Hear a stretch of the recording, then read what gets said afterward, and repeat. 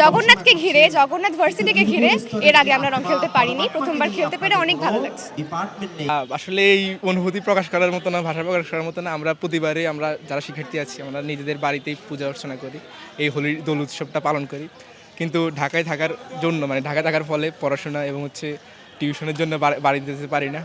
আর আপনারা জানেন আমাদের মন্দির, নিজস্ব ক্যাম্পাসে মন্দির হয়েছে, এটি একটা আনন্দের জায়গা। এবং প্রথমবারের মতো আমাদের ক্যাম্পাসে আজকে দোল উৎসব পালন করা হচ্ছে। আমরা সবাই মিলে সম্মিলিতভাবে খুব সুন্দরভাবে দোল উৎসব পালন করছি, খুব ভালো লাগছে। বন্ধুবান্ধবের সাথে দেখা হচ্ছে, সবাই সুন্দরভাবে উৎফুল্লভাবে অনুষ্ঠানটি পালন করছে। ভার্সিটিতে এর আগে মন্দির ছিল না, তো এভাবে একত্রিত হয়ে সবাই মিলে রং খেলাটা আমাদের আগে এই ভার্সিটিতে হয় নাই।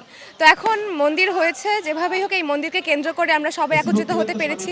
এখানে সিনিয়র জুনিয়র সব ব্যাচের সব হিন্দু ধর্মাবলম্বী যারা যারা আছে সবাই আমরা একত্রে এখানে এসে ধর্মীয় অনুষ্ঠান সহ পুজো পাঠ তো অবশ্যই আছে, পাঠ চলছে আপনারা দেখতে পাচ্ছেন, কিন্তু সেই সাথে এই যে আন্তরিকতা, এই যে সবাই মিলে রং খেলতে পারছি, এটা আমাদের সব থেকে বড় প্রাপ্তি। হ্যাঁ, খুবই ভালো লাগছে আসলে।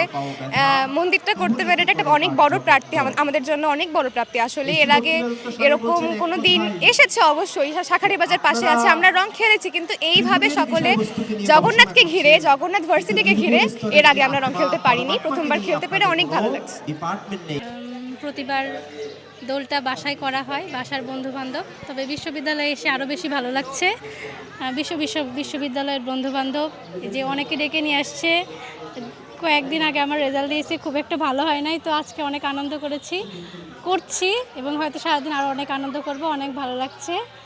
এই তো, শুভ দোল পূর্ণিমা।